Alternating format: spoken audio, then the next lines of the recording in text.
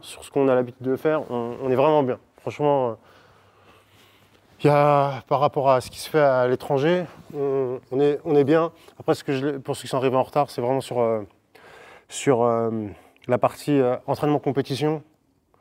Mais en même temps, c'est normal parce qu'on vient de débuter les JJB ici. On a commencé au mois de septembre.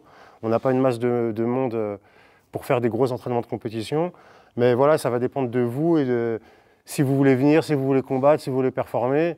Voilà. Après, il y a des entraînements compétition qui sont durs et les entraînements classiques comme on fait là. Hein, plus traditionnels. Ce n'est pas que des entraînements durs. Et certains d'entre vous, si vous allez là-bas, vous allez vous entraîner sur les entraînements loisirs ou normal. Vous allez rencontrer des ceintures blanches, bleues de votre poids, de votre niveau, et vous allez voir que vous allez vous en sortir. Il n'y a pas d'extraterrestre. On est vraiment bien. Okay, mais par contre, sur l'intensité des entraînements de compétition, c'est à un autre niveau. Franchement, là, c'est sur la durée, c'est intense. Les mecs, ils sont déterminés, ils en veulent, ils lâchent rien. Et ça veut dire, si toi, tu veux performer en compète, il faut au moins faire comme ça. Au moins. Et après, il y a compète et compète. C'est comme les anciens. Il y a le bon chasseur et le bon chasseur. Et le mauvais chasseur, c'est quoi la différence? Eh ben, tu as les petites compétitions ici que tu peux faire et tu peux gagner. Et tu as l'impression que tu es le roi du monde. Mais sur les grosses compétitions, c'est dur de gagner. C'est dur de gagner. Parce qu'il y a beaucoup de combats qui se gagnent d'un avantage, d'une décision, d'un truc. Et tout ça, c'est des combats avec beaucoup d'intensité, beaucoup de force, beaucoup de technique, beaucoup de stratégie. Tout ça, c'est tout mis ensemble sur un temps donné. Et voilà. Et en fait, il faut être prêt à faire ça pour ceux qui veulent combattre le plus haut possible. Okay, on aura les outils, on pourra faire. Je pense que sur le samedi, on essaiera de faire ça. On essaiera de s'inspirer de ce qu'on a vu là-bas pour être au diapason, en fait. C'est-à-dire d'avoir un gros entraînement de compétition au moins une fois dans la semaine. Et puis après, voilà, on verra. Hein. Après, si vous avez des questions, n'hésitez pas. À la fin du cours, on pourra aller plus longuement. Vas-y, viens, Mehdi, s'il te plaît. On va... Alors, tiens, si tu peux te mettre là. Donc, on était sur la garde fermée. Et il y a un truc, parce que du coup, j'étais là-bas et je regardais la compétition des championnats du monde. Donc, du coup, on a regardé les ceintures bleues, les ceintures violettes, les ceintures marron, les ceintures noires, de jeudi à dimanche. Ce qui m'a marqué, ce qui m'a sauté aux yeux, c'est... Il n'y avait pas... En fait, il n'y avait pas tant de techniques compliquées qui passaient. Il y avait des techniques. En fait, les mecs connaissaient les techniques, ils connaissaient tout, quelle que soit la ceinture. Mais moi, ce qui m'a marqué, c'est l'agressivité et la combativité. C'est-à-dire, le mec, dès qu'il réussit à obtenir un déséquilibre, un petit avantage, un petit truc, c'est la bagarre à mort pour le garder.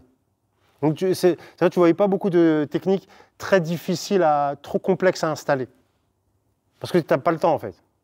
Et par contre, dès qu'il crée une ouverture, un temps de retard, c'est des requins. Voilà. Bon, ça, je le savais. Mais c'est comme des piqûres de rappel. Tu fais, ah ouais, ok. Là, donc, c'est vraiment ce que je vois sur la compétition de haut niveau, parce que c'était les championnats du monde. Ça va vite, c'est très agressif, et ça ne s'arrête pas tant qu'il n'y a pas une bonne position. Et ça, c'est la base. Parce que tu peux avoir un jiu-jitsu très technique, il faut toujours avoir un jiu-jitsu très technique qui va te permettre d'obtenir ces points de retard. Mais si tu as cette technique-là, mais que tu n'as pas l'agressivité, tu n'as pas ce truc-là, c'est mort. C'est mort. Il faut ce truc où il faut aller chercher avec beaucoup de force et de détermination ces positions. Et c'était commun de voir des gens, par exemple, la technique qu'on va voir, c'est une technique qu'on a déjà vue.